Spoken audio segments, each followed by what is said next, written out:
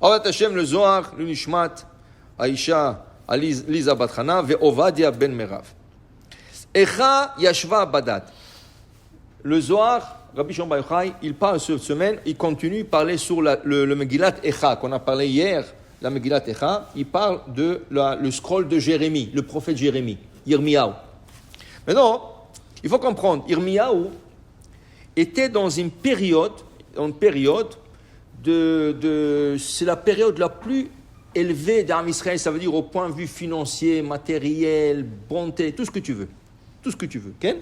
Maintenant, ici, le Zohar, Rabbi Levitas Choza'a, un des élèves de Zohar, il dit, toujours en comparaison de Adam et Ève et le serpent, et la période du premier temple avec Yirmiyahu et Am Israël à Jérusalem. Il dit, qu'est-ce qui est arrivé dans le Gan Eden, le jardin d'Éden? Hachem a donné à Adam le bonheur du monde. Paradis, il était dans le paradis, il était dans Gan Eden. Plus que ça, on a dit hier, les anges venaient retirer la viande pour Adam Arishon. Il lui donnait du vin, il lui pressait du vin. Il était un kavod, un honneur et un plaisir inimaginable. On ne peut pas imaginer qu'est-ce qu'Adam Arishon avait Gan Eden. Du coup, vient le serpent, il parle à Chava, il la fait tomber, elle fait tomber son homme, tous les trois, paf, hors de Gan Eden. Okay? Ça veut dire que le Nachash a causé la chute de Chava et Adam. Okay? Il dit, regardez, le même histoire, comme on a dit hier, la même histoire se revient sur elle-même.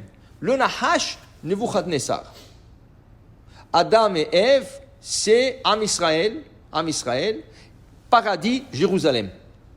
Jérusalem, comme on a expliqué hier, il y avait de la richesse, il y avait tout ce que tu veux. Okay? Mais il est venu Nebuchadnezzar, qui est le Nahash, il a détruit Jérusalem, il a exilé le peuple, il a jeté le Am Israël de Gan Eden, et voilà, on est en exil. Vient Echa, il commence à la monter. Echa Yashva Badad. Ani לא מבין, je ne comprends rien. איך יכול להיות עיר שהייתה מלאה אנשים, une ville pleine de gens, des enfants, des gens âgés, des gens jeunes, tout ça, comment c'était vide? Elle s'est vidée, il n'y avait pas. La Gemara nous enseigne en Gittin, 52 ans, pendant 52 ans de l'exil a duré 70 ans. Mais 52 ans, sur les 70 ans, il n'y avait même pas un oiseau qui a volé par-dessus Israël.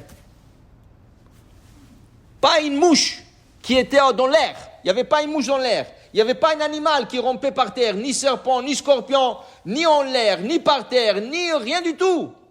Vide. Complètement vide. Yirmiyahu, il voit ça, il dit, je ne comprends pas. C'est impossible. Okay? Parce que lui, il a vu Jérusalem et tout ça. Et lui, qu'est-ce qu'il faisait?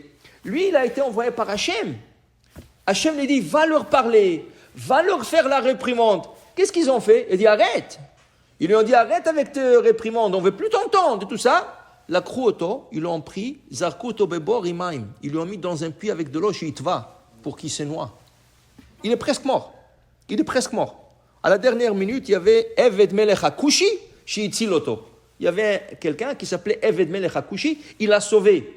Mais pour te dire, ils voulaient le tuer. Les gens de Jérusalem voulaient le tuer. Quand ils ont été exilés, Nebuchadnezzar, le roi, il a donné ordre à ses soldats, gare à celui qui touche un cheveu d'Yirmiyahu.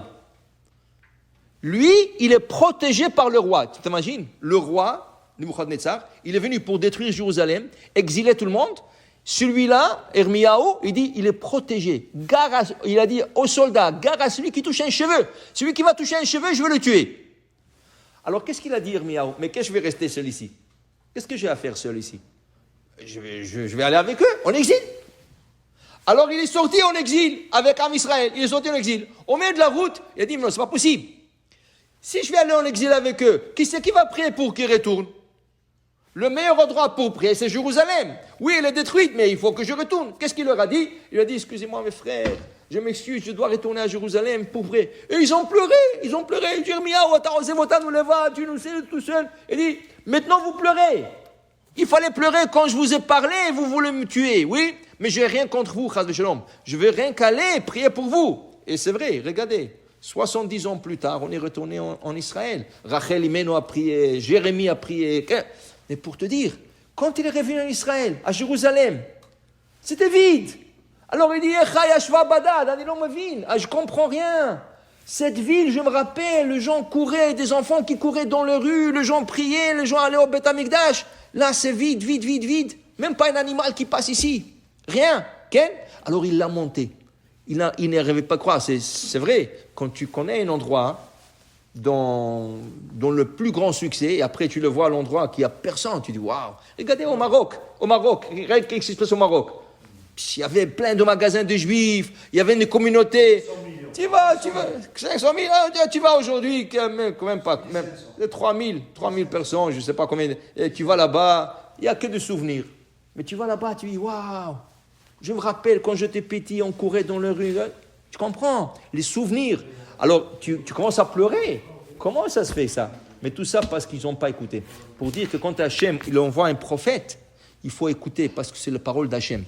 Non seulement qu'il ne voulait pas écouter, il voulait le tuer même. Mais après, il avait besoin de lui. Mais il est resté fidèle. Avec tout ce qu'ils lui ont fait, il a prié pour eux pour qu'ils retournent le plus vite possible. Amen, amen.